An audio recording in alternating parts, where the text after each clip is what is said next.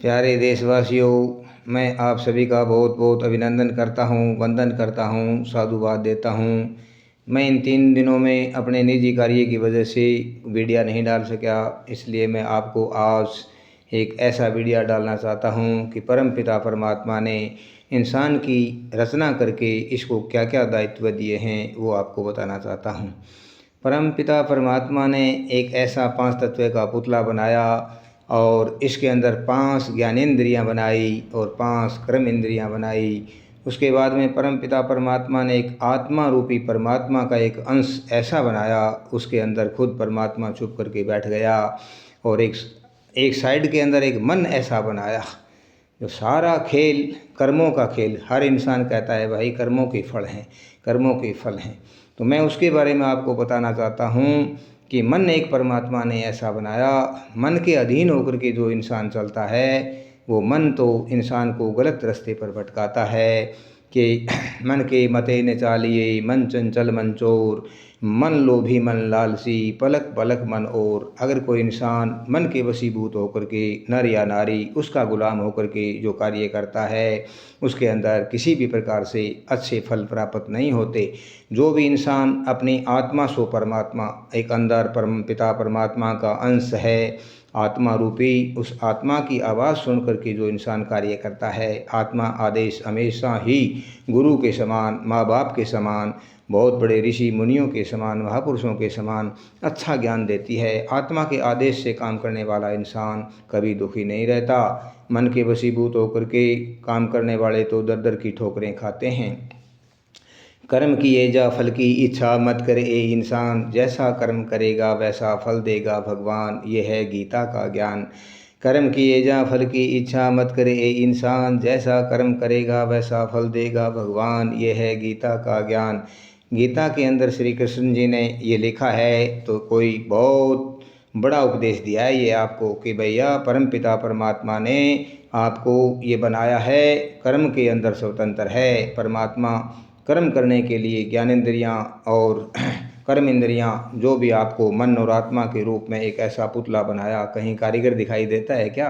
परम पिता परमात्मा ने ऐसी सद्बुद्धि दी, एक अंदर बुद्धि, तीक्ष्ण बुद्धि, तेज बुद्धि दी कि चल इस बुद्धि के आधार पर तुम जो काम करोगे उसी के अनुसार अपने अच्छे सुकर्म करोगे, अच्छे कर्म करोगे तो अच्छा फल आएगा, बुरे कर्मों का तो बुरा ही फल आएगा।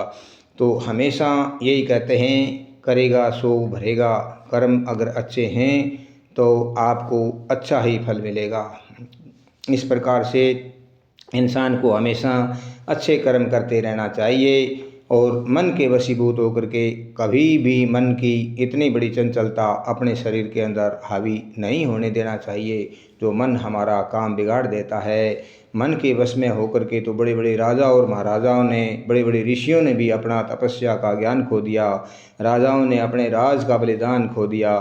मन का वश अच्छा नहीं होता, मन के वशीभूत होकर के कभी नहीं चलना चाहिए। आत्मा सो परमात्मा। इसी प्रकार से जगह जगह इंसान परमात्मा को खोजने के लिए भटकता रहता है, कहीं भी परमात्मा ऐसे नहीं मिलता। अपनी एक तो आदत होती है, अरे आदत अपनी सुधार ले, बस हो गया भजन। आदत अपनी सुधार ले, बस हो गया भजन। मन की तरंग को मार ले, बस हो गया भजन। मन की तरंग को मार ले, बस हो गया भजन। इंसान एक तो आदत का वशीभूत होकर के, आदत का लाचार होकर के बहुत बड़े गलत फैसले उठाता है, गलत कदम उठाता है। आदत ही एक ऐसी चीज़ है, अगर उस आदतों पर कंट्रोल कर लिया जाए, आदत के ऊपर उस मन रूपी घोड़े को अलग कर करके आत्मा रूपी लगाम को लगा करके अगर उससे आदेश परमात्मा के अनुसार और आत्मा का आदेश मान करके चलें तो हमारी आदतें कंट्रोल रहेंगी, आदतें हमारी कंट्रोल रहेंगी तो संतान की भी कंट्रोल रहेंगी। मन की तरंग को मार ले, बस हो गया भजन। मन एक ऐसा है, उसके अंदर अनेकों तरंग उठती हैं, अच्छी और बुरी तरंगें उठती रहती हैं। इस प्रकार से उस मन की तरंग को जो जीत गया वो संसार को जीत गया। मन के आदेश को भूल जाइए, आत्मा के आदेश को मानोगे तो दुनिया में सबसे अच्छा काम होगा, बहुत बड़ा सुधार होगा आपका, बहुत बहुत इसके अंदर विकास होगा, सभी समाज के अंदर आपका अच्छा नाम होगा।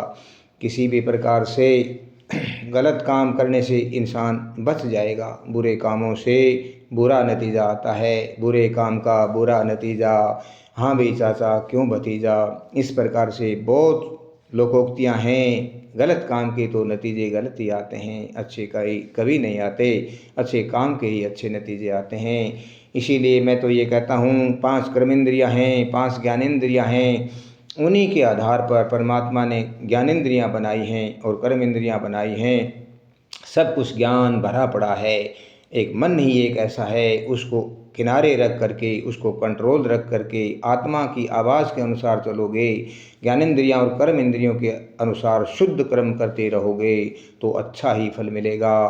कर्मों के अनुसार हमेशा ही कहते हैं कि भैया कर्मों के फल हैं, ये कर्मों के फल हैं, तो कर्म का मतलब कोई ऐसा नहीं है। कर्म कर्म का मतलब हर कार्य जो करते हैं, अच्छा हो या बुरा हो, उसी को कर्म कहते हैं। मेहनत करना है वो अच्छा कर्म हो गया, और बुरा काम कर रहे हो, अनाचार कर रहे हो, वो दुष्कर्म हो गया। तो दुष्कर्म करने वाला दुखी होगा, सुकर्म करने वाला, अच्छा कर्म करने वाला सुखी होगा। हकीकत की बातें यही हैं। इसीलिए मन के आदेश को कंट्रोल में रख करके आत्मा की आवाज़ को सुन करके चलोगे तो परम पिता परमात्मा ही खुश होंगे और अच्छा आशीर्वाद मिलेगा। भगवान के घर से आपको बहुत बहुत धन्यवाद मिलेगा।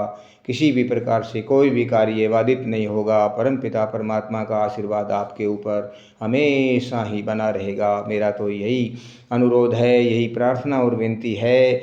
मैं बारंबार आपको मन की बातें बता रहा हूँ। मन ऐसा है, ये बड़ा चंचल है, ये चलायमान है, पल पल पलक पलक आँखें जो झपकते हैं, पलक उसको कहते हैं, इतनी पल भर में ये बदल जाता है, इंसान को धोखा दे देता है। इससे बच के रहो, मन को कंट्रोल में रखो, इसको सद्बुद्धि से समझाते रहो, आत्मा की आवाज़ के अनुसार चलते रहोगे तो आपका बहुत बहुत समाज के अंदर, दुनिया के अंदर भला होगा और आप बहुत बड़े एक पूजनीय इंसान बन जाओगे। भारत माता की जय हो, गौ माता की जय हो। बहुत बहुत अभिनंदन हो।